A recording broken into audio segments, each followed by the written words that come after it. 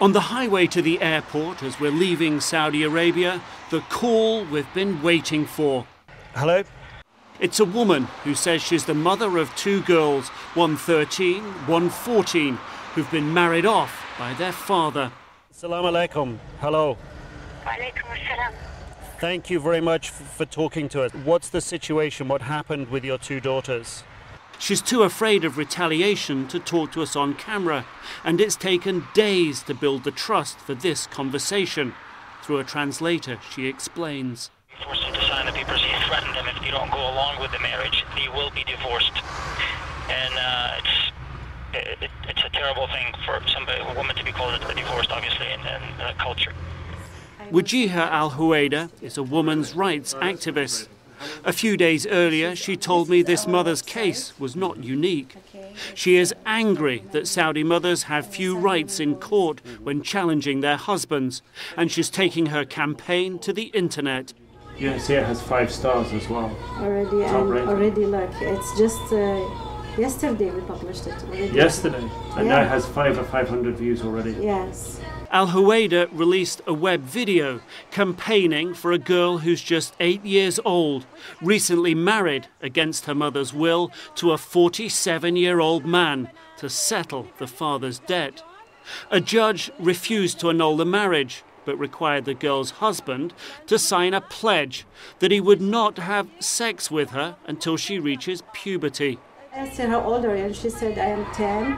And I said, do you think 10 years old girl should you get married? And she said, no. And this one is the same. She said, no. Making the video was easy, she says. Other women and their daughters are ready to speak up. The case of the 8-year-old married off to settle a debt has changed the mood. We just like living in a denial. We don't want to hear about it. We don't want to see it. We don't want to deal with it in real cases. But after this little girl case, actually we heard more and more cases. And maybe one of the reasons that people are coming forward is that in this deeply conservative society, there is more debate than ever before. I'm sure you followed Saudi press coverage of that issue alone. Headlines and in-depth reporting, and not just in one newspaper, but in several, and readers' letters, etc. But there is still plenty of opposition to change. The debate over child brides is not swaying the kingdom's top religious authority, the Grand Mufti, who recently ruled it was okay for girls as young as 10 to be married. And in the case of the 8-year-old, the legal battle continues. The lawyer representing the 8-year-old girl tells us both he and her mother would like to talk to us, but they've been warned by judges speaking to journalists can hurt their case.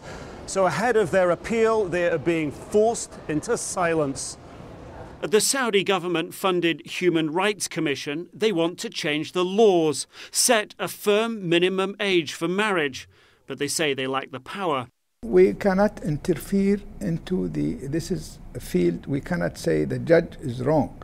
What they are doing instead is bypassing the judges, attempting to educate parents, to put their daughters' needs first, publishing a report that details the damage early marriage inflicts on girls. Is there anything else you know that you can do to get your daughters back home? But for the desperate mother who called us and her daughters, change can't come soon enough. Nick Robertson, CNN, Riyadh, Saudi Arabia.